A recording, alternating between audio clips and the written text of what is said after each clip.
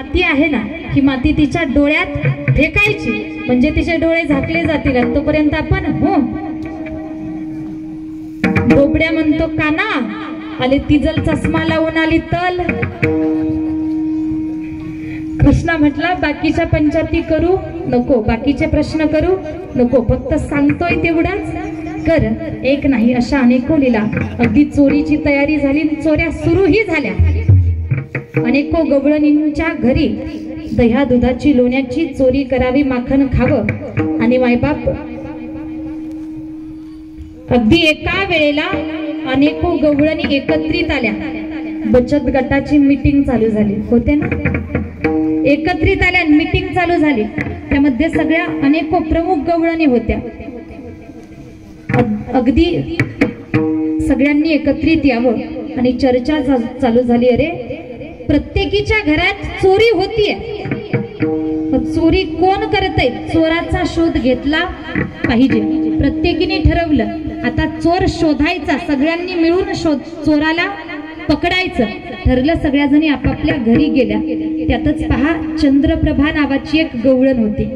चंद्रप्रभा नावाची एक गवळण ती भाकरी करते, भाकरी थापतीये. आणि तेवढ्यात अचानक पाहिलं तिनं तिचा वाकड्या नावाचा मुलगा अगदी तिच्यापासून दबकत दबकत आईची नजर चुकवत चुकवत घराच्या बाहेर पडत होता.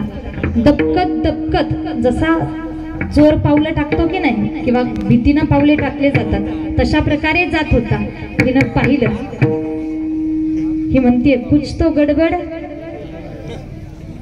अगदी पहा ओळखलं नक्कीच, हा दबकत दबकत चाललाय, काहीतरी लपवतोय.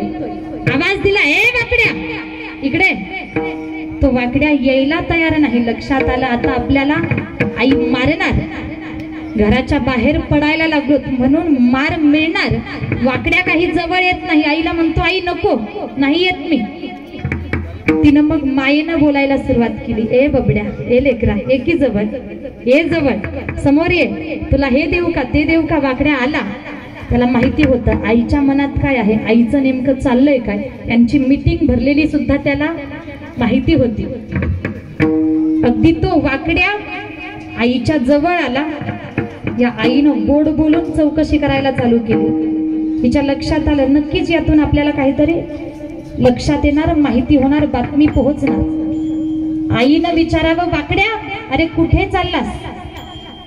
किंवा बऱ्याच दिवसापासून या वाकड्यानं घरामध्ये जेवणच केलेलं होतं आणि म्हणूनच की काय त्या आईला वाटतंय की अरे वाकड्याला सगळं काही माहिती असतं.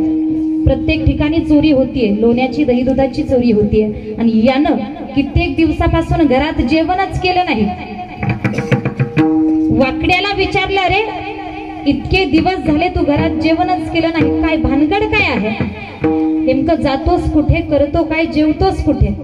या वाकड्यानं सांगावं आई आम्ही शपथ घेतलेली आहे, आमची एक कमिटी आहे, आमची एक टीम आहे. आम्ही शपथ घेतली आहे की आमच्या टीमच्या बाबतीत, आमच्या कमिटीच्या बाबतीत कुणालाही सांगायचं नाही.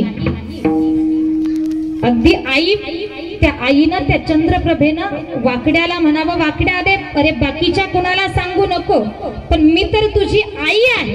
तो वाकड्या म्हणतो अगं तू आई आहे पण तरी सुद्धा बाई आहे आणि बाईच्या मनात काही राहत नाही. आई असली तरी तू बाई आहेस ना, बाईच्या मनात काही राहत नाही म्हटला. आणि आम्ही प्रत्येकानं शपथ घेतलेली आहे की कुणाला काहीही उघड करून सांगायचं नाही. तर कान्हा आहे आणि हे सगळे गोपाळ एकत्रित येऊन चोरी करतात. लक्षात आलं अरे कृष्ण प्रमुख आहे आणि आता सगळ्या गवळणींकडे यावं, सगळ्यांना तिनं सांगितलं. सगळ्या गवळणी एकत्रित आल्या आणि निघाल्या त्या यशोदेकडे तक्रार करण्यासाठी, गाऱ्हाणं मांडण्यासाठी यशोदेकडे आल्यात. आणि यशोदेला म्हणायला लागल्या अगं तुझा कृष्णा, तुझा कान्हा चोर आहे. यशोदेपर्यंत तक्रार आली. यशोदे तुला येईल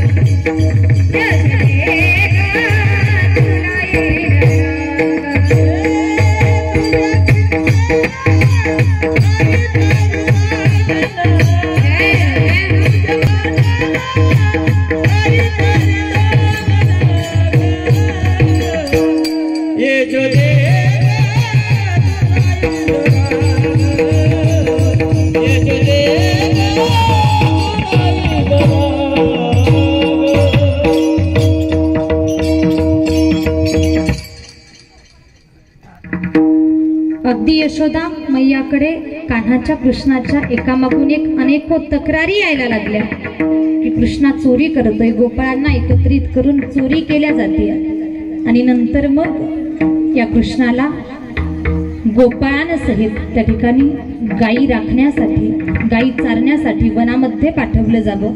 वनामध्ये सुद्धा यानं अनेक